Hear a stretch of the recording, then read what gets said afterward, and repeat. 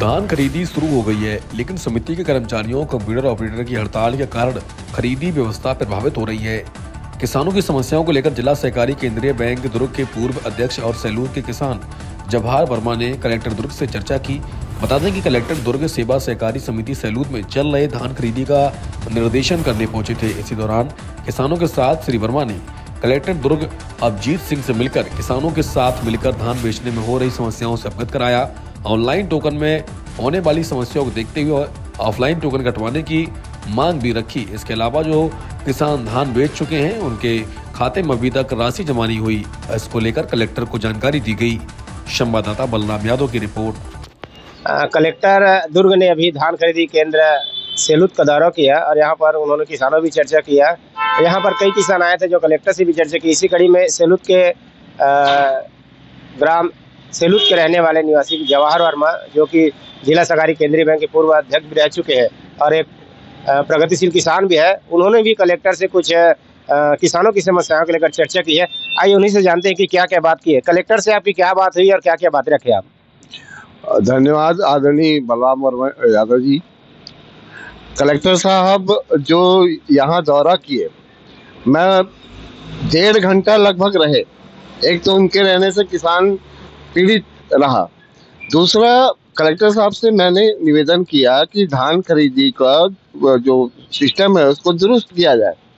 Collector साहब उल्टा मेरे ऊपर भड़क गया कि दुरुस्त चल रहा है।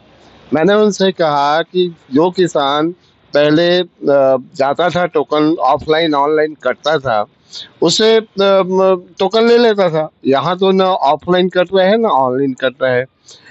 सबसे पहली बार यहाँ पे जो कलेक्टर जो धान लेके आ रहा है किसान, पहले उसको 8 बजे बोरा मिल जाता था।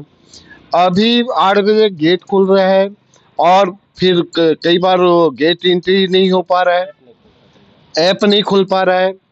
उसमें किसान का पूरा दिन खराब हो जा रहा है।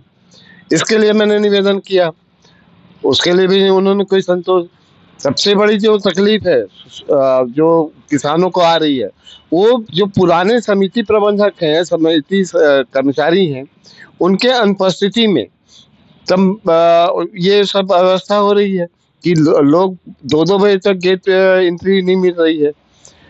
धान खरीदी चल रही है, लोगों को पैसा नहीं दिया जा रहा है, लोगों को अकाउंट में पैसा नहीं जा रहा है।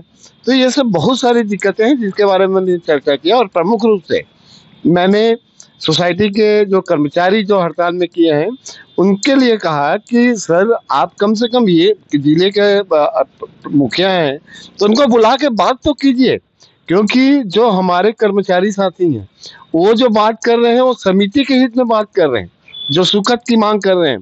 भूपेश बघेल जी ने 240 करोड़ सुखद की राशि दी थी, वो सुखद की राशि पिछले 2 साल से नहीं आई है, तो वो तो समिति में ही आएगा। ठीक है, कुछ मांगे उनकी व्यक्तिगत भी हैं, लेकिन सुखद की जो राशि मांग रहे हैं उनको तो रिलीज कर देना चाहिए। उनका हड़ताल खत्म करने के लिए मैंने निवेदन किया तो कलेक्टर साहब मेरे ऊपर थोड़ा अपना गुस्सा प्रदर्शित किए कि हो जाएगा सब, लेकिन किसान बहुत परेशान है, किसान बहुत पीड़ित है।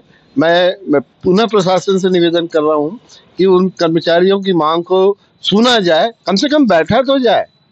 ये भी नहीं कर पा रहे हैं ये हमारे प्रशासन के लोग, इसके लिए मैंने उनसे निवेदन